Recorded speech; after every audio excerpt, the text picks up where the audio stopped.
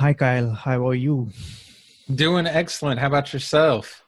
I'm doing good. So, you've been getting a lot of attention, at least in the Yeah, Facebook communities that we are in.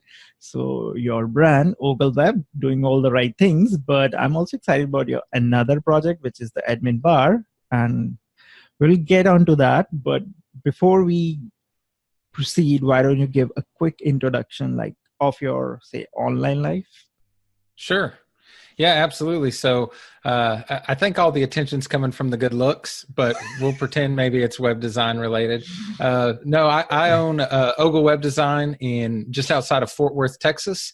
I've been running this business since January of 2017.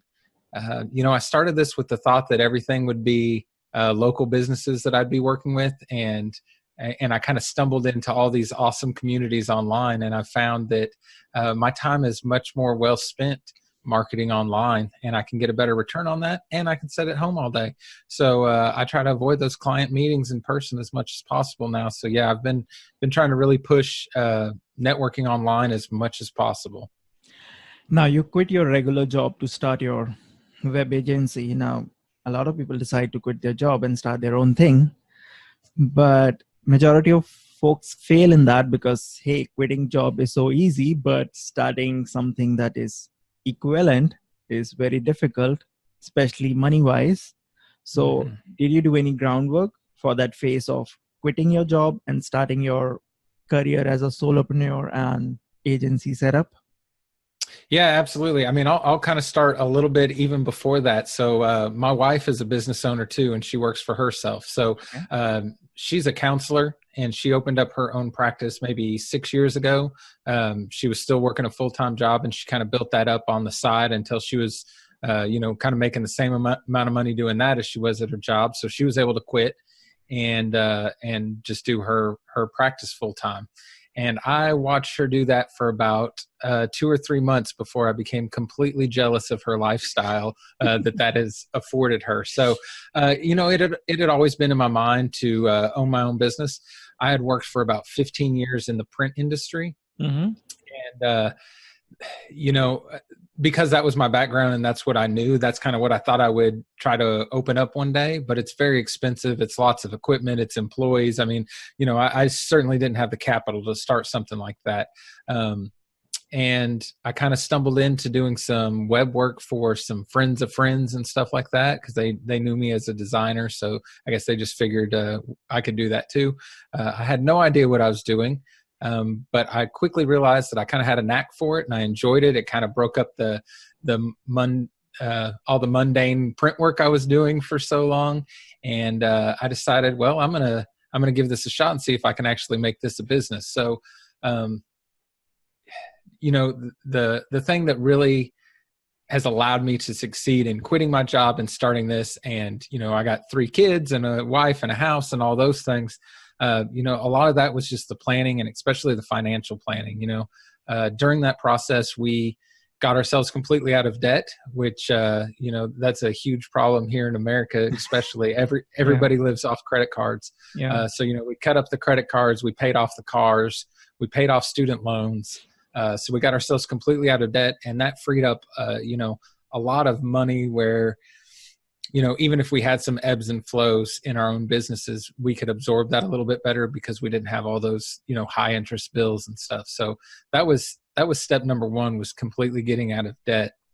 And I just worked on building the business on the side, working full time and then coming home and working full time again and working on the weekends full time until I got to a point where it was kind of two things that tipped the scales. One was I was making enough money that I felt pretty confident. Several months in a row, I felt like I was going to be okay. And then the second thing is I got to the point where I hated my job so much I never wanted to go back. So I put in my 2 weeks notice, and I haven't looked back 1 minute since.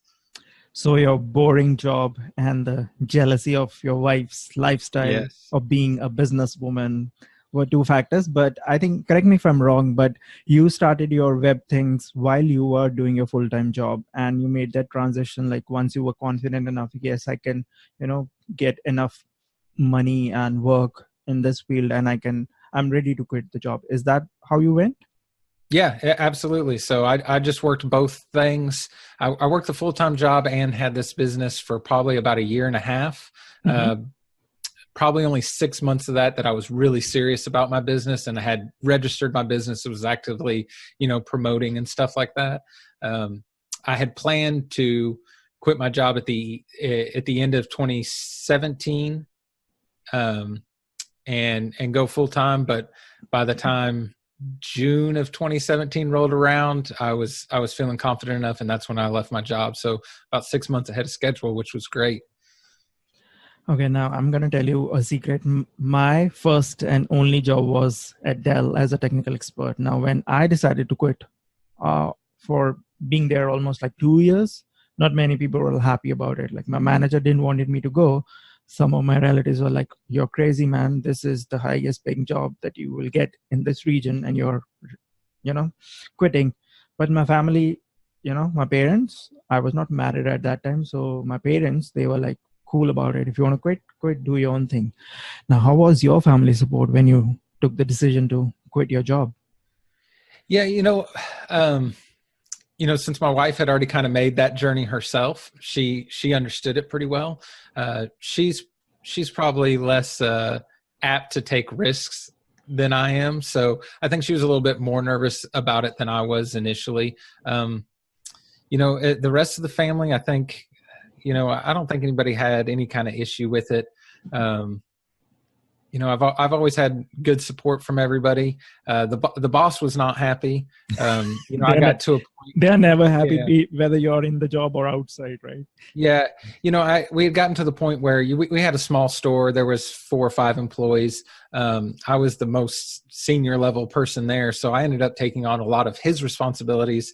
So he started taking a lot of time off work and buying a camper and buying a new truck and taking extra vacations and stuff. So all that work was being piled on me, which, was part of the reason I didn't want to be there anymore. But I think he was pretty unhappy because he knew, he was going to be back at work pretty soon. As soon as I left, there was going to be a lot of stuff to do. They didn't have anybody trained to take over my position. So I know that was a stress for them, but not my problem. Yeah. So when you started as a solopreneur, like how were your first few weeks, running your agency and more importantly, looking for new clients?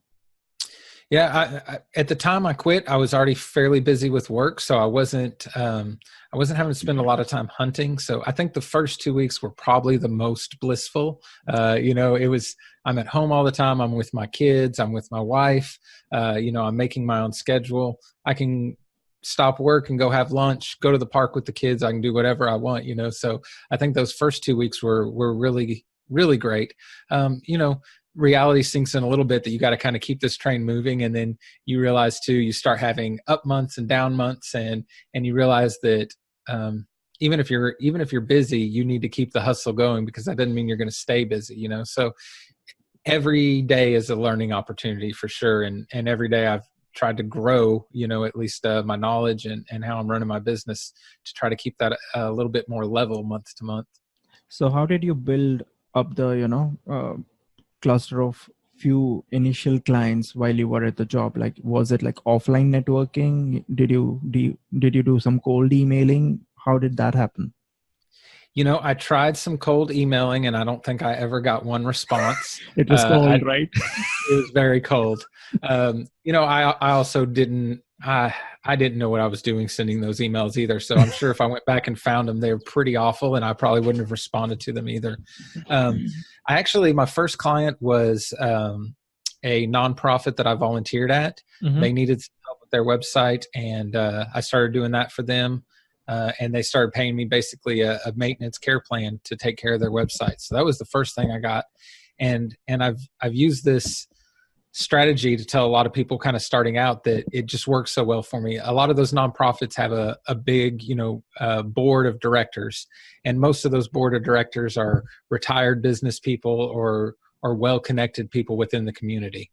And I tried my best to really be involved with the organization. I was already volunteering there anyways. So all those people started recommending me to people they knew. And I asked for those recommendations too. Sometimes you just have to ask. People don't think to do that, The first paying job that was somebody I didn't have any connection with came through a referral from them.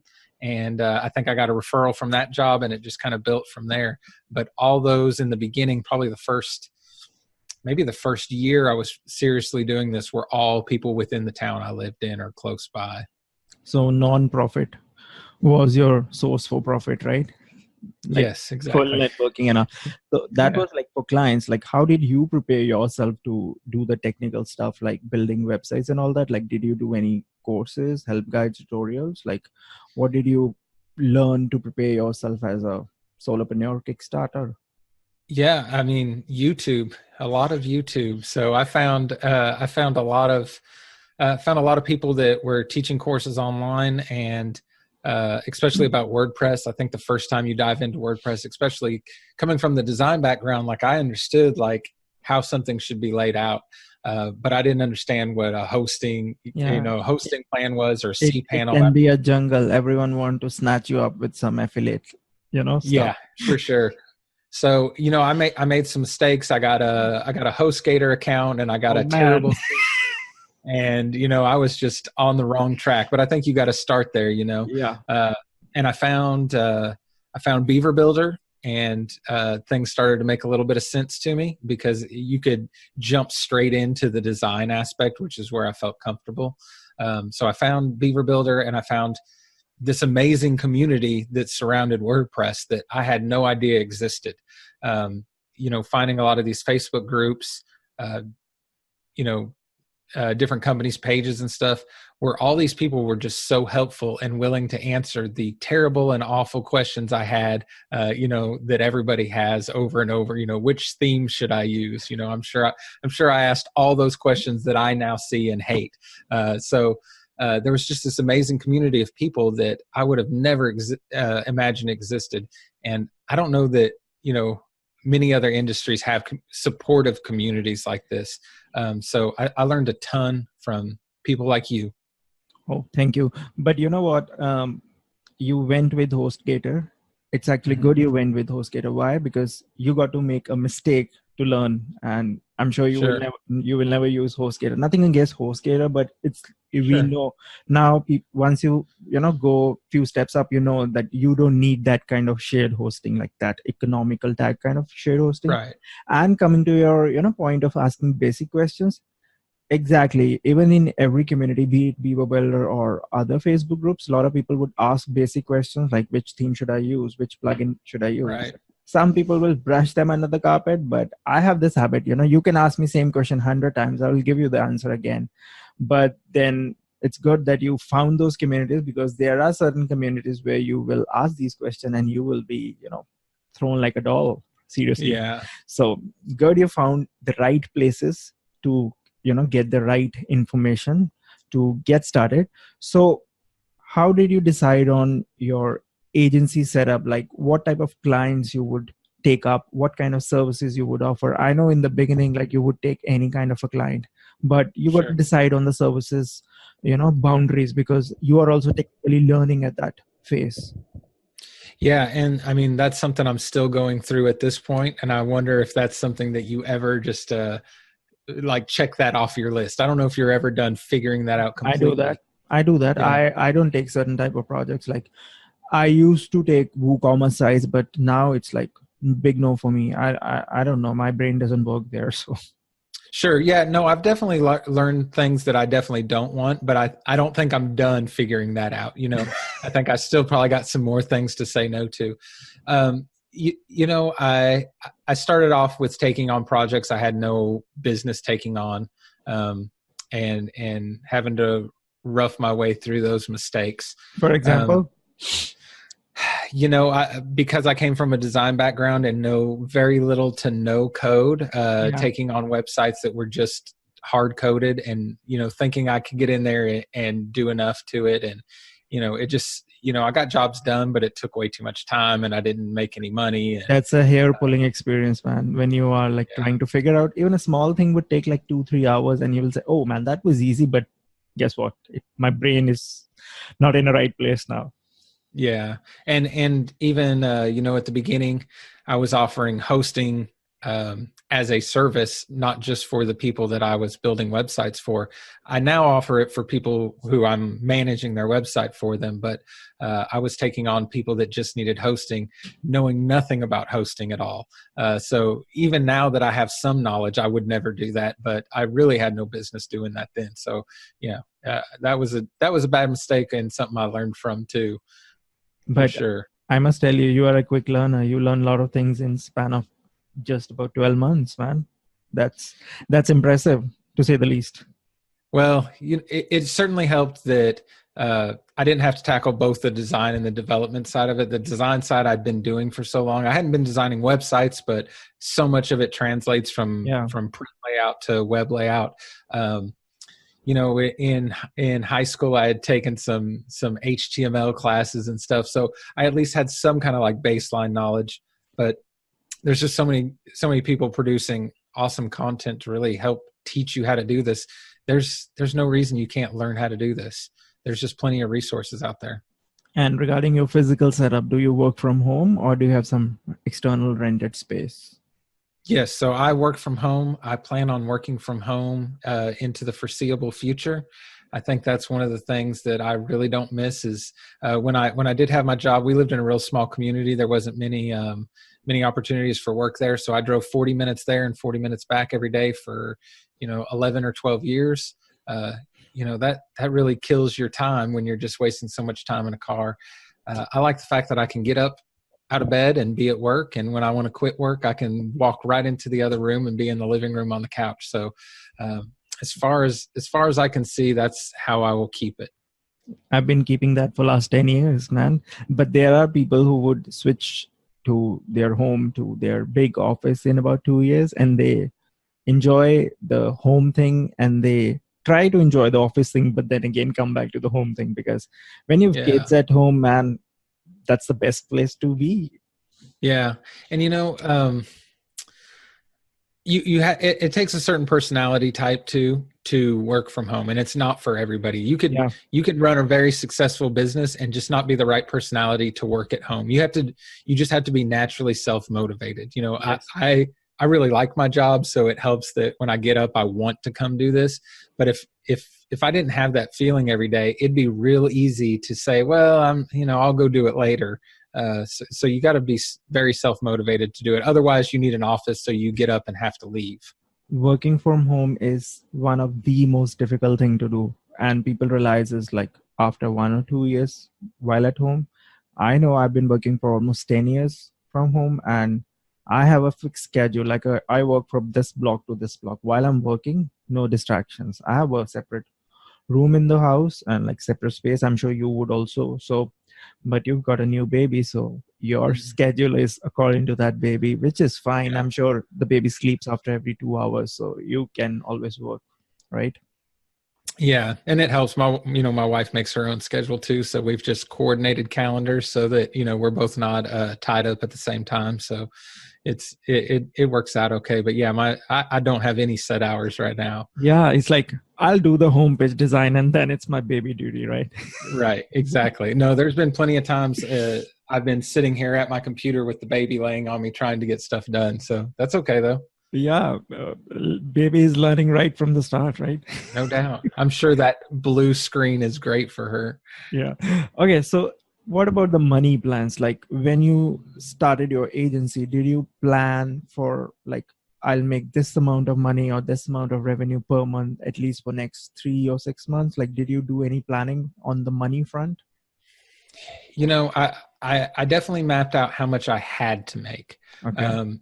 We built up a runway to get us through the first few months. If something were to go wrong and I wasn't making money, we could survive. I think we had 4 or 5 months worth of runway where we would be okay. If we got to that 4th or 5th month, I probably would have had to start getting out and looking for a job, So I had a minimum amount that I needed to make.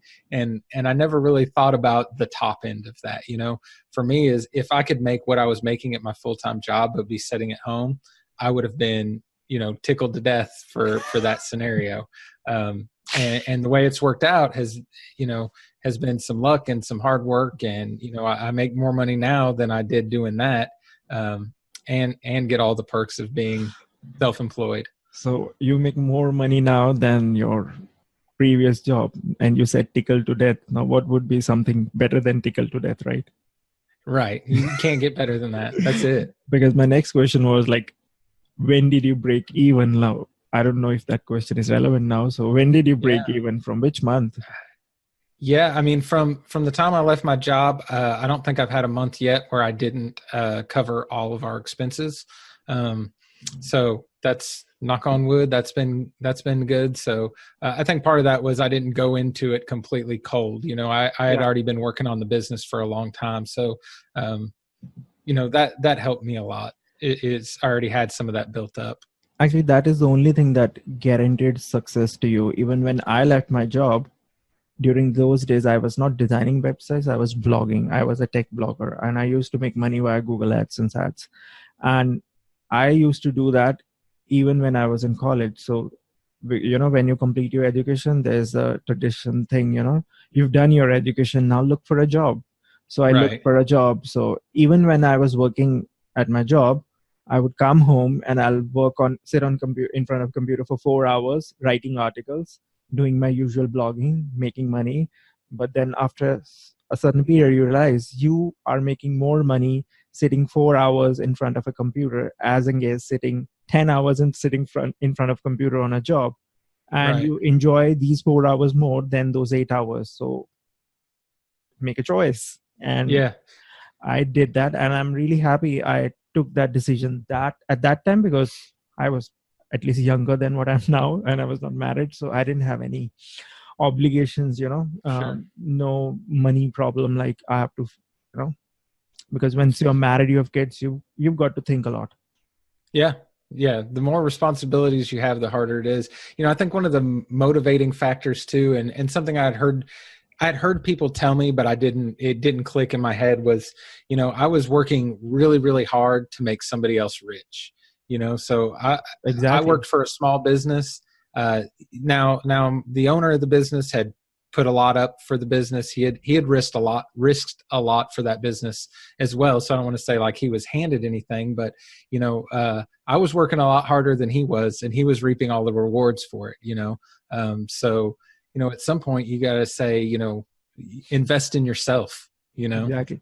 And the type of profession that we are in, like you and I, not just we get rich in terms of money, but we also get rich in terms of a skill set, because every day we are learning something new, as against if we spend like that time in a traditional 9 to 5 job. Because here every day is a new thing. I'm sure you discover a new thing every day while interacting in our Facebook groups and, you know, visiting websites.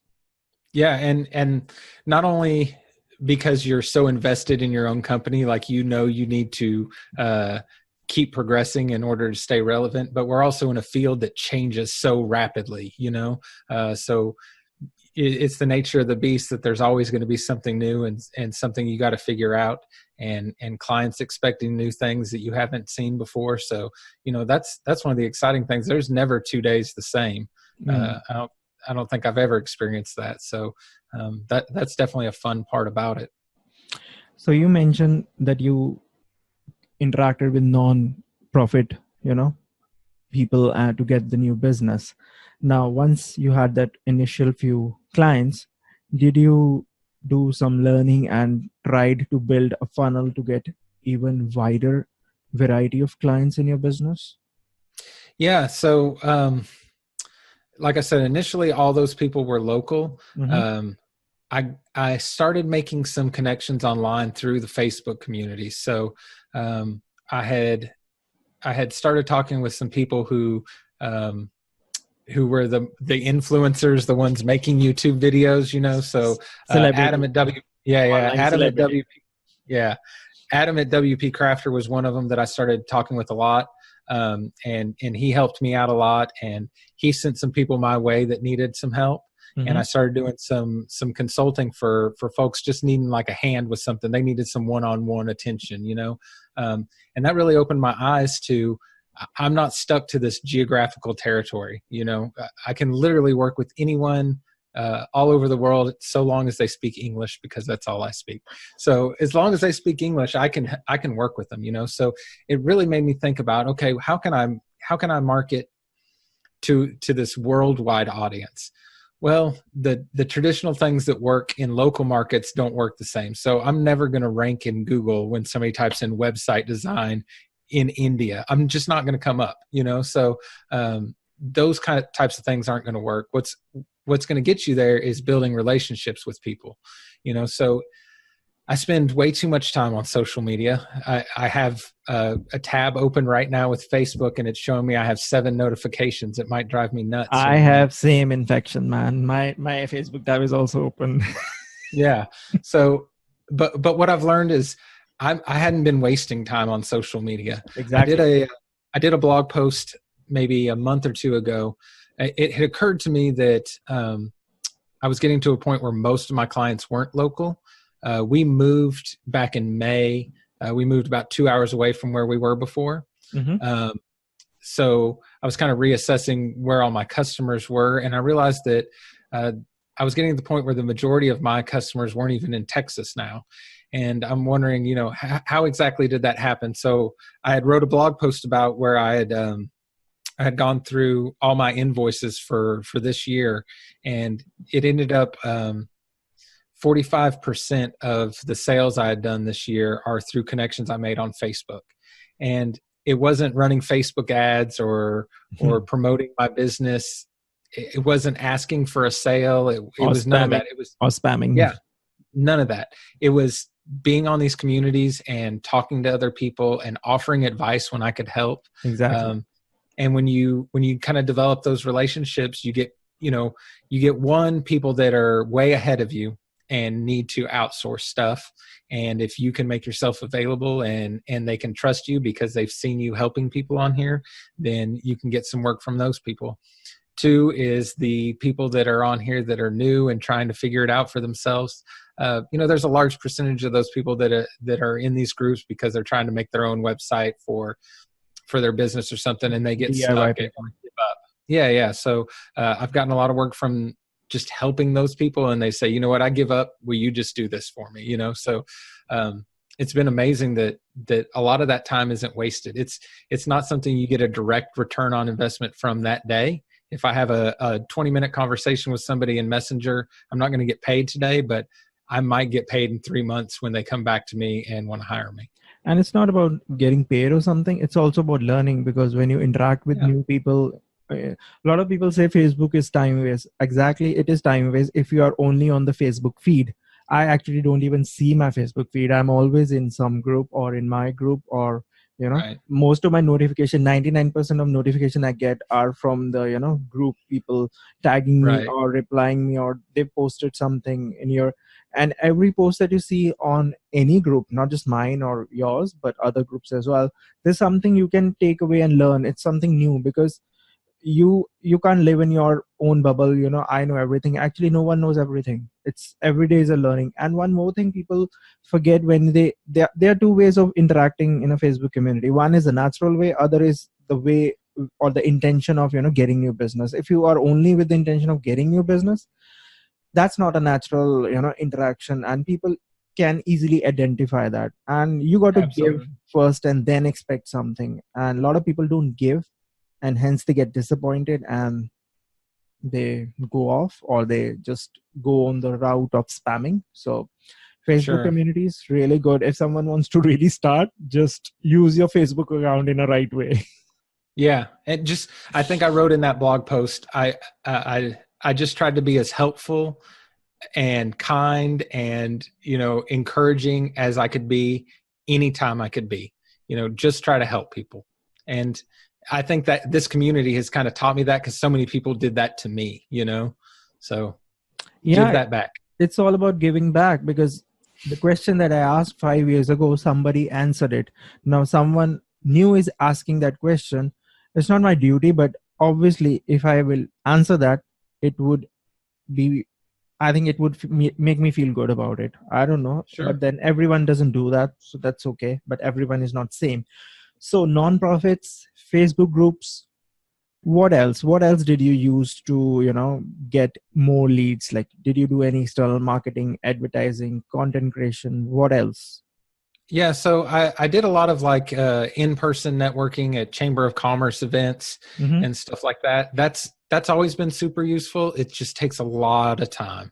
When you're out doing those things, you can't be working. I can be working and checking Facebook, but I can't be out at a networking event and getting work done. So those things are a huge time commitment.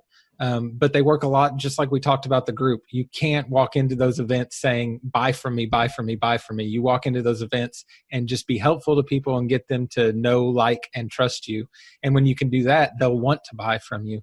So I did a lot of that.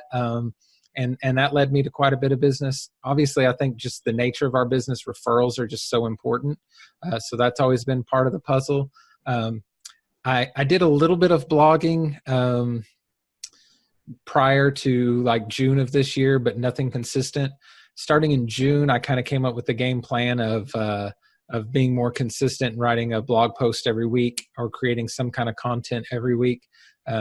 And really all I did was try to take questions that my customers were asking me, and I was responding in emails and publish those online. So a lot of them were really basic level questions. What is Google Analytics, or just really simple stuff. But my customers are asking me those questions, so I just started answering those in blog posts. And what I found was it helped my SEO quite a bit, because those people that were asking me questions in email are asking Google the same questions. So when they're asking them and they're in proximity to me, my website's coming up for those answers. But also it saved me so much time when people ask me those questions in a future email, I refer them to my blog post. So that's been something fairly new. I've had some other things kind of take priority over that lately, so I haven't done a whole lot. I've done a few little lead generation, lead magnet things. I get people kicking the tires on those, but that's kind of a hard thing to correlate a direct sale from somebody getting a free PDF, when we're talking about jobs in the thousands of dollars. It's hard to translate a free PDF into a $10,000 website project. It doesn't quite work that way, or at least not in my experience. Okay, so you've been into profitable agency life for almost, I think, more than 1 year now. So if there was one thing you would have done better to be even in a better position as an agency owner, what would that thing be? One thing. You can tell me multiple. I don't mind. Yeah. I don't think I always listened to the advice I was getting. So even if you don't, people online, family, people that I met in networking things, friends, you don't always have to take somebody's advice, but you should listen to it. Most of the time when somebody's offering you their opinion, they're doing it fairly genuine to try to help you. It doesn't mean it's always the right answer, but I often thought that my way was right because it was my way. So I try to be a lot more open to those things now, even if I think what they're telling me is a little crazy. Maybe I'll try to consider those things. So that's important. I had a bad habit of letting people get away with too much from me, trying to be kind to customers that wanted to take advantage of me. And it was real hard to start saying no to stuff. I wish I would have started saying no sooner. I still have some clients that I have now where I feel taken advantage of in our situation, but it's my fault because I've allowed it to happen so long, and I've dug myself so deep that my only way out of it now is to completely sever the relationship, which isn't what I want. So I kind of continue to get a little trampled on that. So I think learning to say no as soon as you can is important. It's just really hard when you want money. You don't want to say no. So those are definitely two things that I wish I would have done sooner. Yeah, because in the beginning, no is never the answer, because you are looking for opportunities and you would say yes to most, because in fact, you would say yes to every opportunity you get, because in the beginning, you don't have that many. You cannot do pick and choose in the beginning, but once you are over that phase, now you can obviously pick and choose. Like you get 10 leads, 5 matches you, 4 are okay with your budget. you get them in. So Right. that's No, I normal. think somebody could have called me and asked to mow their lawn, and I would have done it in the beginning. Like, sure, yeah, I know how to mow a lawn. I'll come do that. I know there's a free website for that. Yeah, absolutely. Okay, now looking ahead now, how do you plan to scale up your agency work for higher growth and more profitability in future? Yeah, so I've spent a lot of time thinking and analyzing some options for that. I've been growing a lot here recently. The last few months have been the best months I've had, and I am getting to a point now where um, I'm gonna have to put some projects out to a future date or turn them down because I only have so many hours in the day. So I kind of see two routes we can go, and that's outsource some help. I have tried that on a couple occasions, and I think just by chance, both the times it did not work well for me, and I ended up paying somebody to do work and then redoing it myself, and it cost me time and money, and it just didn't work out well. Probably my fault not knowing what I'm doing. The other option would be to hire some folks and become an employer, and I have zero interest in that. I just can't find any kind of reason that would make me want to hire somebody and be responsible for the livelihood of another human being. So I know that's not something I want to do. Right now, I think what I'm leaning towards is just positioning myself to get the maximum amount of money I can get for projects and kind of max myself out. It will limit the amount of work I can run through my business as far as volume, but I also get to keep everything. If I outsource stuff, I could do more work, but that doesn't necessarily mean I'll make more profit. Yeah. It just means I'll have more work going through my agency. And I'm not doing this for prestige or to show somebody, I did $500,000 this year. I really don't care. I want to make enough to be comfortable and be happy. And I think managing people, maybe even managing people that I'm outsourcing, wouldn't make me happy. So right now I'm thinking I'm just going to keep trying to position myself even better to be able to charge more for what I'm doing. A lot of people take the middle path. Instead of hiring employees, they hire subcontractors, but those subcontractors are like tried and tested people. Like, you don't hire a random person. That person can deliver that kind of thing. Probably you can look for that, because I have a same thing going on for last 10 years. I never ever thought of making a company, hiring people, because then I would be busy managing those people rather than doing the actual design and development work. And I love doing design and development as against managing people. If I was supposed to manage people, I would have just gotten another job. Yeah, I'm the same way. I don't want to stop making websites and designing stuff for people because that's what I like to do. Yeah, I love to do it. So on your services front, now you offer design and development services.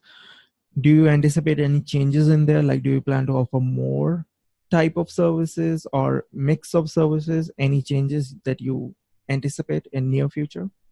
Yeah, so my background was all in print design.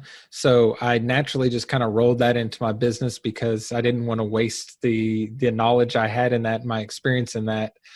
So I still do some print work and layout design work for some customers. But I'm really trying to scale back even that. I've pretty much scaled that back to I only do that kind of work for existing customers, and I don't take any work that's just print at this point. And I think I'll probably get to the point where I don't do any of that at all. So I actually kind of see scaling back on that some, and so I can focus just on websites because it's what I enjoy and it's more profitable for me. So I think I definitely see a day where I'm taking just design services as far as traditional design, non-web stuff, completely out of my book. Now, with the way technology changes, it's hard to say in the future exactly. We might not be talking about WordPress in 5 years, so who knows? There's artificial intelligence and everything else on its way. So, I definitely want to stay towards the digital side of things. Just curious, all the websites that you do you also bring those people on your maintenance care plan, or is that optional? So in the beginning, I would barely even mention it to customers. Then I got to the point where I would at least bring it up. And then I started to realize how much business sense it made, So my current goal is to get enough maintenance plan income to cover my monthly expenses. So I have a number set for how much it's going to cost for our family to survive every month. Mm-hmm. And I would like to get my maintenance plans to match that number. So that way, when the calendar rolls over to the next month, I know that at least all my bills are paid for. Now, everything I do from here on out is icing on the cake. So that's my goal. So in order to get there, I'm trying to be a little bit more picky about the customers I take on to see if there's going to be opportunity for recurring revenue with them. And if it's one of those projects where I'm kind of on the fence, is this the right fit or not? And I know they're not going to be recurring revenue, I might say no to those things now. Mm-hmm. That might tip the scale some, but I've gotten probably the last couple months, I just write those care plans directly into the proposal as if I'm not even giving them an option. Now, if they didn't want it, they could tell me, hey, cross this out or whatever. But I'm trying to I hate to be pushy or say I'm pushing it, but I'm just writing it into the service. This is what you get when you hire me. What has been your conversion percentage like? Let's see, probably this year, I'll be guessing, but it'll be fairly accurate. I would say 70% or so are saying yes when they have the option. Now, I have some jobs where I go into it and I'm doing white label services for another agency. Well, it's not even a factor at that point because they're just not in the market for something like that. So I wouldn't count that in my percentage, but my conversion percentage is getting a lot better as the year has gone on, for sure. So you also do white label stuff for agencies, right? Yeah. And people who said no to on not being on your maintenance plan, what was the most of the common reason given that I don't want to be on your maintenance plan? Is it the pricing or something else? Yeah, it's in every instance I can think of, it's the pricing and it's the customers that are the super low budget customers. So, they came in wanting the cheapest website they could get, and then, it's not in their budget. So, for that scenario now, I basically, like I said, write it into the contract and basically tell them this is non-negotiable as far as scope of work that needs to be done to keep your website maintained. You can have me do it, or you can do it, or you can hire somebody else to do it, but don't even bother with the website if you're going to just let it grow weak. Someone has to do it. Yeah. And I've been hired back for some people that didn't buy maintenance plans because their website's not working, and I go in there and it just hasn't been touched in a year. WordPress doesn't work that way. Yeah, it's just not us who have to fail to learn new things. Even clients have to fail to learn new things. It's a lot more expensive to hire me later to do that than it would have been to just have me on a care plan. I'm sure your clients are listening to this now. No, I know. Okay, let's talk about myths of agency comfort. Now, myth number one, as an agency owner, you work less as compared to regular 9-to-5 job. Now, in fact, you have to put more working hours when you work as a solopreneur. What's your take? I worked 40 to 45 hours at my full-time job the whole time I was there. I don't even want to begin to guess how many hours I work now. But it's a lot. Definitely more than 40, right? It's way more. But I enjoy it a whole lot more, so it doesn't feel like as much.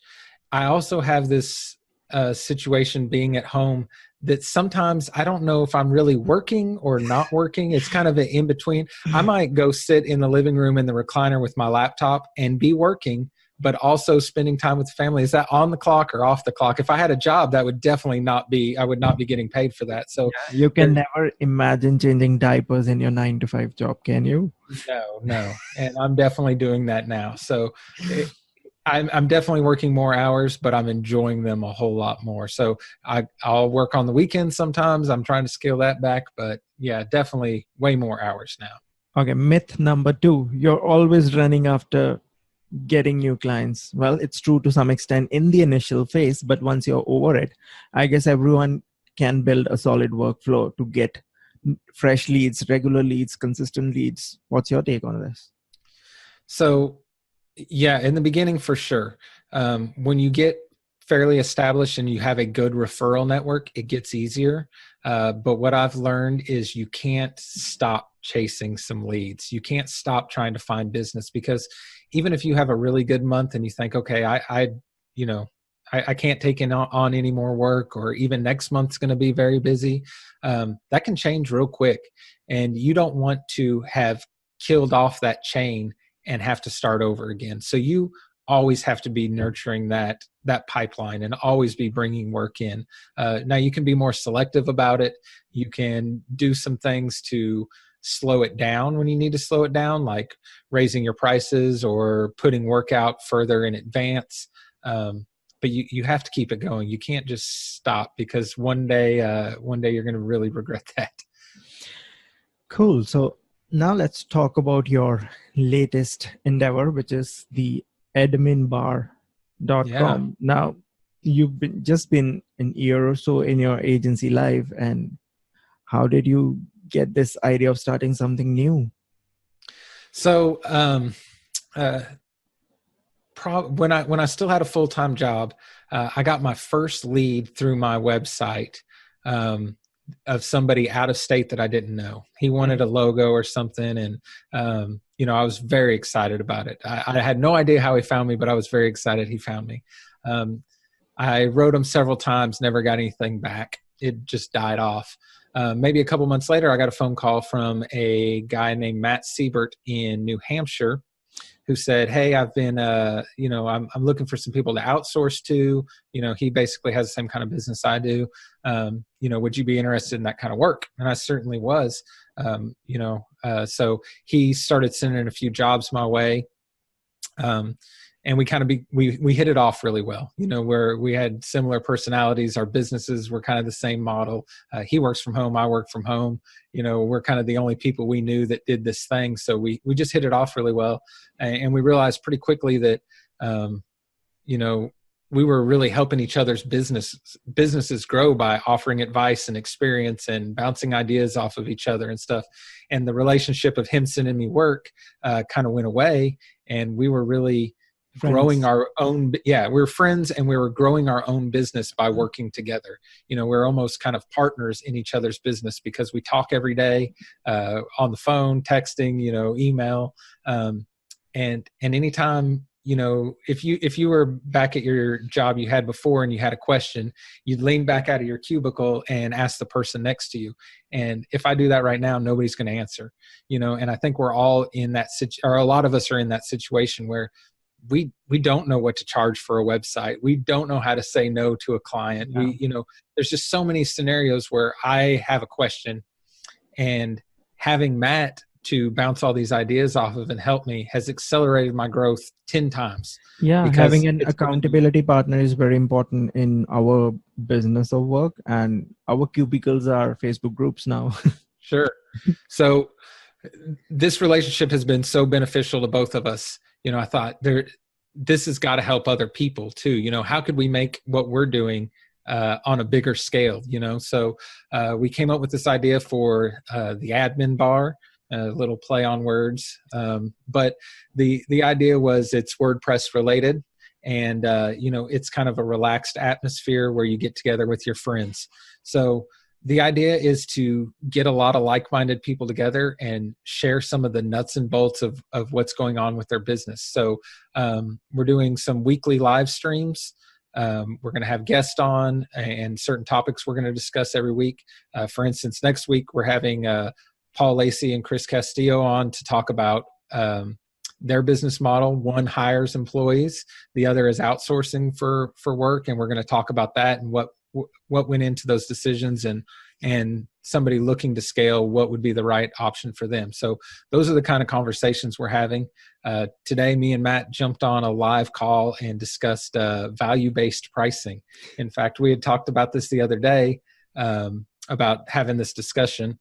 And then I saw a video of you and David Walmsley talking about how you don't do that don't do the value-based pricing, and it didn't work as well for your business model. So it was kind of the other position on that. So we got on there and had a chat and had a bunch of people chiming in and commenting and had a good conversation about it. But the goal is really just to get as many people as we can in there sharing what's really going on in their business. Not so much tips and tricks, although I'm sure that's a part of it, but like, how can we really support each other and answer the questions that we don't have answers to? Yeah. So that support network is what we're after. Cool. I did watch your intro episode. I missed the today episode because I was offline, but I'm definitely going to catch the replay. So congratulations. And I appreciate it. I'm sure it will be rocking. Well, I hope so. We're having fun with it, if nothing else. So it's, I think eventually everybody gets to the point where you can only do so much client work, or you start to get kind of burnt out, and you kind of have to work on some, we're all kind of creative types. So see why I'm doing this. Yeah. Because I love doing this. It's not work for me. It's something, enjoyment. Like you have office parties. This is just an office party for us. Yeah. Yeah, we get to hang out with all these people, especially like, how far apart are we right now? Yeah. If we were just out in the real world, not on the internet, there's no way we would connect, And it's really the cool. most important part is talking to a person who understands what you're talking. Now, if I get hold of a random person on street and start talking WordPress, that person will say, this guy's gone crazy. What the hell is talking about? But Right. when you meet someone, or be it online, offline, someone who would understand your language of CSS, PHP, WordPress, value pricing, you want to talk. That conversation never stops. Yeah, absolutely. And you get that kind of camaraderie at a job, because you have other people doing the same thing you're doing. And when you do this from home, if I walk into the other room and start telling my wife about some WordPress thing, she really does not care at all. And I don't blame her. Yeah.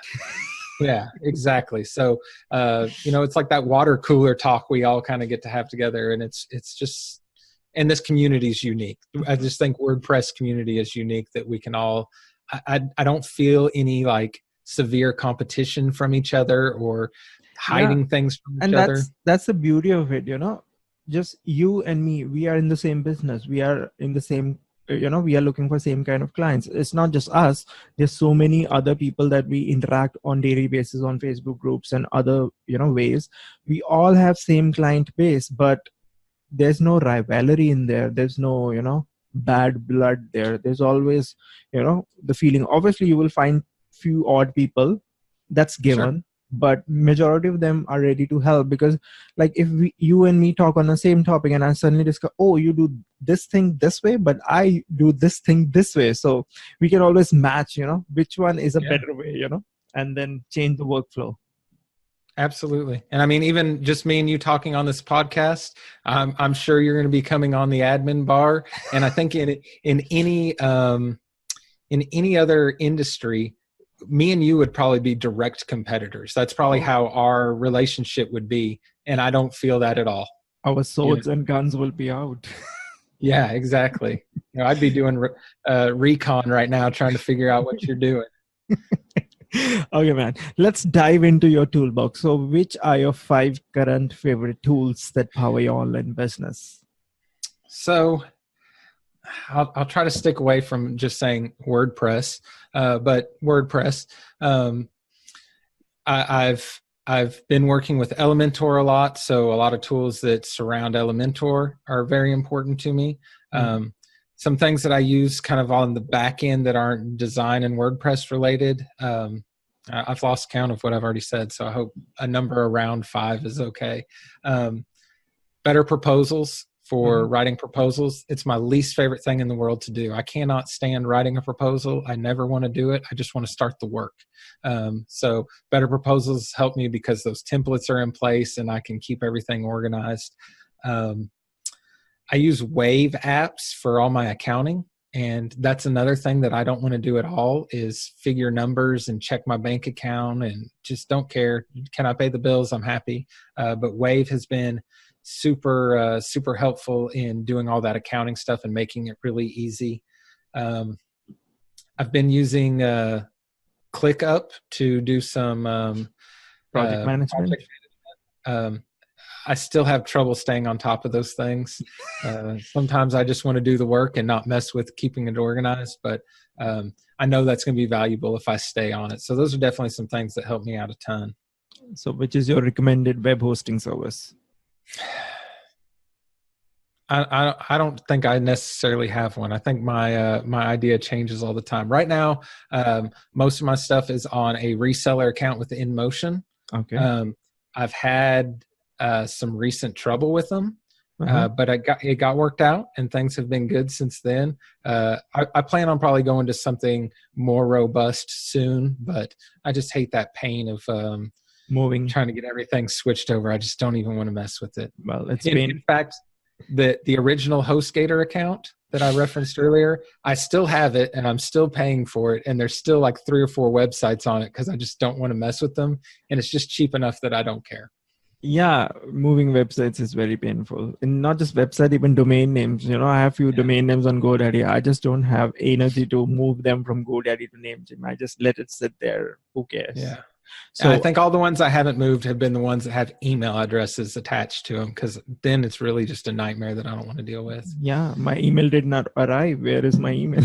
Yeah, I don't want to have that conversation. Okay, so next question. You did mention Elementor. So which is your recommended page builder? Now I'm asking you this question because when you started, I remember your website, Ogle Web, was on Beaver Builder.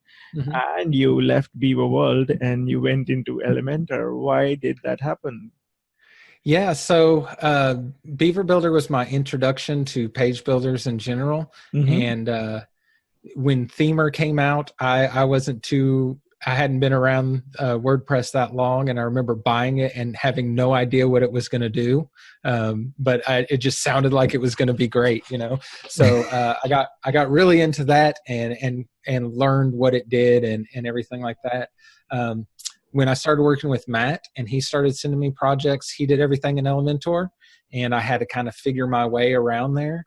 Okay. And what I learned is both of those page builders are excellent, and I think both of them do a fantastic job. Yeah. For the way my brain works, Elementor from the design side just works easier for me. I think it's I know there's been some changes here in Beaver Builder recently, or some upcoming changes that are really pushing that forward. Yeah. So I'll be interested in seeing those, but I think just the way I work, Elementor's worked better for me. But, I until the newest Elementor came out, I really missed Themer.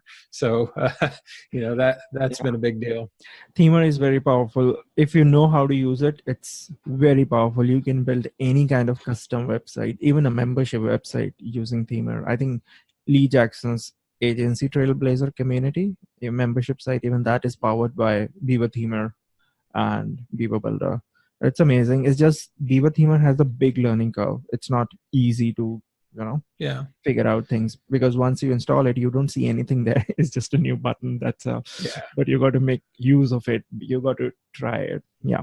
So I think the best thing for Elementor and Beaver Builder both is them having each other, because I think it's pushing both of them to innovate and do better things. So yeah, actually competition is good, because Beaver Builder is adding new, styling typography features. Why? Because people were asking for it. And why they were asking for it? Because they've seen them, they've used them in Elementor.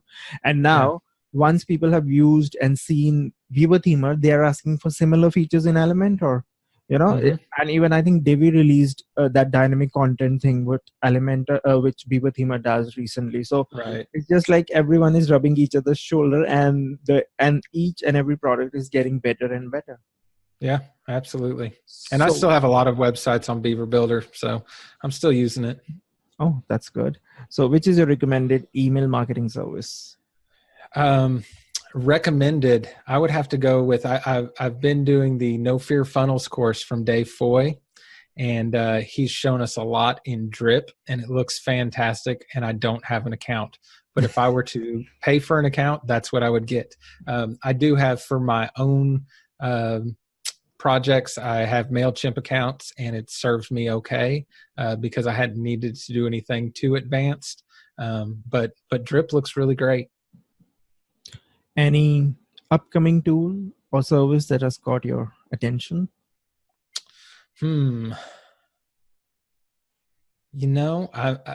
Obviously, I think everybody's been kind of captivated by what's going to happen with Gutenberg. So I think that's on top of everybody's mind. Although I don't think everybody's as stressed as they once were. Yeah. I bought the lifetime license to that Breezy page builder because some of the things they're doing in that, changing stylings globally and stuff like that, were just really cool, and I thought were really neat. I haven't yet installed it on a website. I've yet to use it at all, but I'm kind of watching them to see what happens with that because it's been pretty interesting. Shiny object syndrome. Yeah, I know. Okay. Lastly, any golden advice to a person wanting to quit his job and get into full-time building their solopreneur career or agency setup doing website design and development? What would be your golden advice to that person? I mean, the most important thing I did was get my financial life in order first. Okay.